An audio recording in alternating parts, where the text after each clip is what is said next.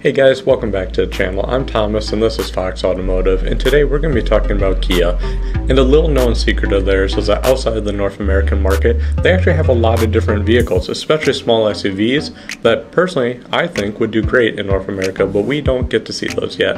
However, there is one brand new offering that Kia has just redesigned that looks particularly enticing to us North American consumers, and there's a chance that Kia may bring it to the States. So let's dive into this vehicle in today's story of the day.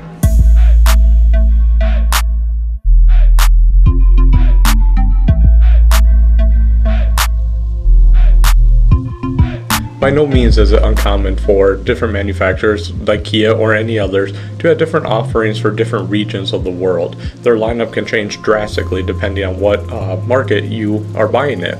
However, today we're going to look at the Kia Seltos, which was a small SUV which is recently announced by Kia.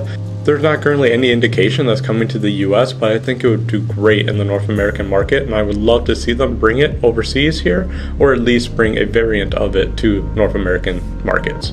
So let's dive into why I think it could be such a great offering in our market, and we can see if you agree or disagree at the end. So this new small SUV shares a platform and a powertrain with the award-winning Hyundai Kona. However, it differentiates itself by offering a higher driving position, more rear seat space, and more cargo room. To put things into perspective, the Seltos would slot in between a smaller Kia Soul and a larger Kia Sportage, so it kind of really fills that gap that we have in the North American market. Some of the styling can be abstractly tied to some of the new trends we're seeing in the Kia Telluride, with some really sharp LED exterior lighting and some aggressive body lines. Unlike the Telluride, however, the Seltos has more of a dynamic and kind of flowing form rather than upright and linear form like the Telluride. The vehicle can even be optioned with 18-inch wheels that give it a nice stance and a bit of a sporty look. And then across the interior, a lot of the materials and fit and finish is similar to what we would find in the Kia Sorento. So it's not super high-end like some of the variants of the Kia Telluride, but still rather high-end for its price point. Overall, the design of the interior is pretty modern, which will offer a nice refreshing update to many car buyers. The interior can obviously be well equipped as well with a 10.3-inch touchscreen display, Bose audio, ambient interior lighting, heated and ventilated front seats, heated rear seats, and even a heads-up display. The Seltos, depending on the market, will offer up to 4 different inline-4 engines, including a turbocharged and naturally aspirated 1.6 liter, a turbocharged 2 liter, and even a turbocharged 4-cylinder diesel.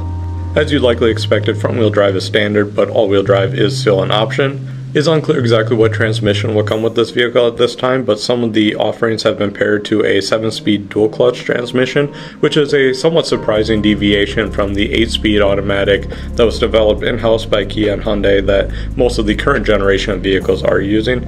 So stay tuned to see what transmission will end up in these vehicles. While these powertrains certainly won't put the vehicle in a performance category or performance segment, it is definitely enough to be peppy and a little bit fun to drive, and certainly will suit anyone's needs for a daily driver. One concern is that with the dual clutch transmission, some of the low speed maneuvering around city driving or even like parking lots may be a little clunky, but we'll have to test it to find out. But that was one problem with the Hyundai Kona, which also has that 7-speed dual clutch transmission and is essentially typical for a dual clutch.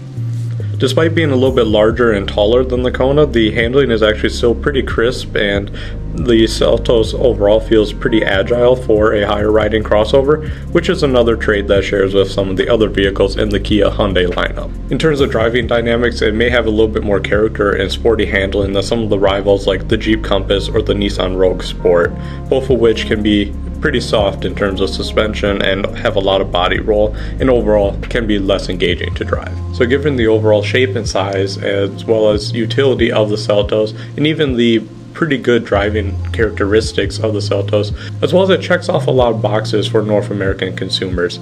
Given what we're looking for in the market right now, there definitely seems to be a void that the Seltos could come in and fill. And for this reason, I really hope that we get to see it here in North America, because I think it could be a great offering and adds more competition in this segment. Based on what you've heard in this video, I'd love to hear your thoughts on the Seltos down below. Would you like to see Kia bring it to the United States, or would you rather stick with something like a Jeep Compass? I'm just curious to hear what your kind of first impressions are of this vehicle, seeing it and hearing some of the features described in this video. So let me know down below. But as always, guys, thank you for watching this video. We really appreciate your support, so make sure you get subscribed, hit that like button, and follow our videos for more topics like this one. But with that being said, guys, thank you. I'll see you in our next video.